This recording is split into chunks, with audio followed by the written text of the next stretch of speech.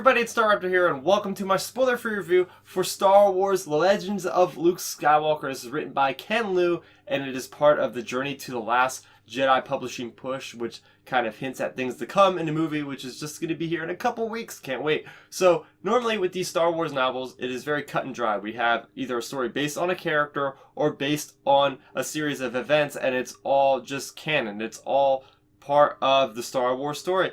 But they're doing something a little bit different with the story. So this story is about a bunch of kids that work on this ship and they're heading to Canto Bight to deliver something. And in the meantime, they're passing the time by basically telling folk tales, legends, what have you, of who they think Luke Skywalker is. Stories that have been passed down from various people throughout the galaxy, different kinds of people and stuff like that. So there are certain stories in here that you can definitely tell they are all false, all fiction. But then there are certain stories that you could say, hey, that actually might have worked. Part of that could be true. So none of this stuff we really know if it's concrete information, but it's interesting because it gets you to think, to be like, okay, I can see where part of this could be correct. So getting into the things I liked about this novel, well, first off, I like getting all the different perspectives of the different beings throughout the galaxy. So people that are telling a story about Luke Skywalker are droids, are fleas. Yes, that's right. I said a sentient flea about this size. We have an Imperial, we have a conspiracy theorist, we have a kid that had never left her planet before, and it's just nice seeing that you get all these different kind of viewpoints, and what their character is shapes the kind of story that they tell. Another thing I liked is seeing that all these stories kind of tell Luke Skywalker throughout the years. So we have a story about him growing up kind of on Tatooine, then we have a story about him during the events of Return of the Jedi, and then most of these stories, which is interesting, are actually based after Return of the Jedi, so that's what really has me thinking about, are certain things here true, are they not true?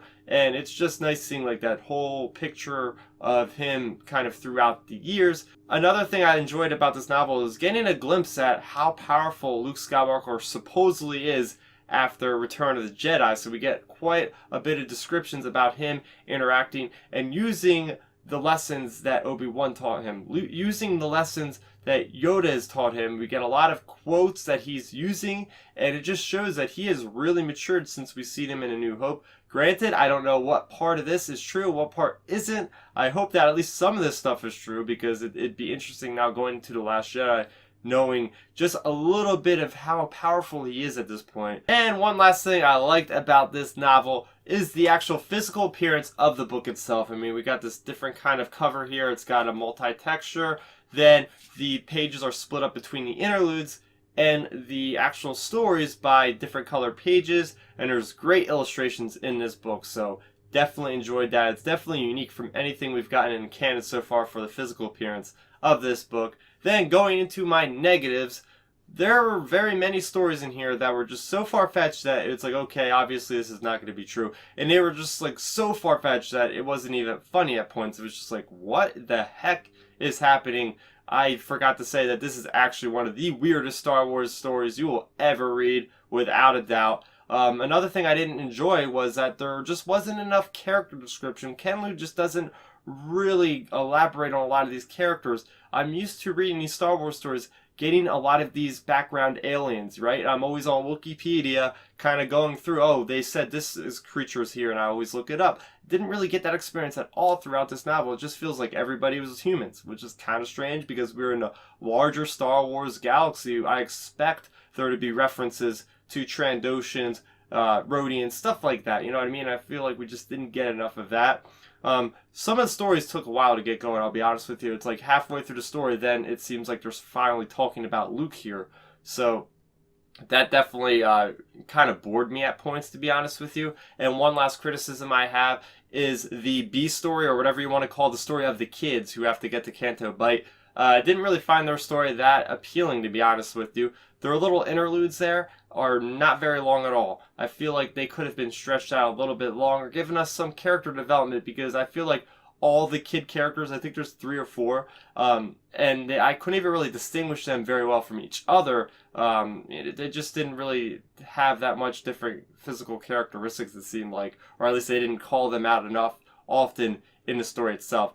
But with that being said, I'm going to give Star Wars The Legends of Luke Skywalker a score of a 7 out of 10. I enjoyed this novel. It was entertaining, but I expected a little bit more from this. I appreciate that they actually, went out of their way to actually make something that we haven't read in Star Wars, as far as something that's going to challenge us canon junkies out there to say, hey, is that actually true or is that false? I think that's kind of cool, and that was one of the things that I was looking forward to getting in with this novel. And I was very intrigued by some of the Luke Skywalker that we actually encountered in this novel post Return of the Jedi, because if you guys are keeping track, the only time we actually have Luke Skywalker post the Return of the Jedi is Shattered Empire comic, or in a week or two we're gonna have Battlefront 2, him in there after Return of the Jedi. So anytime we see Luke, I'm like, all right, what is he doing after Return of the Jedi? And it's interesting to see what he's been up to. So that is gonna do it for my review of Star Wars: The Legends of Luke Skywalker. Did you guys read it? Are you planning on checking out? Not so much. Let me know in that comment section below. Also, if you're a fan of Star Wars, I don't know why you'd be watching this if you weren't exactly. I have plenty of other Star Wars content on the channel right now. I do weekly reviews of the comics, the novels, anything that comes out. I love to talk about it if it has anything to relate to the movies. So make sure you are subscribed to the channel so you don't miss any of that. I'm Star Raptor. I want to thank you guys for watching, and may the Force be with you always. Thanks for checking out the video. Please hit that thumbs up symbol. It helps me know that I'm making content that you guys enjoy. And if you enjoyed this video, I also include 2 videos down below you guys should check out. And please consider subscribing to this channel. It helps support me, and it notifies you guys of when I get new videos up on the channel. You can also contact me on Twitter, Facebook, and Instagram at StarRaptor.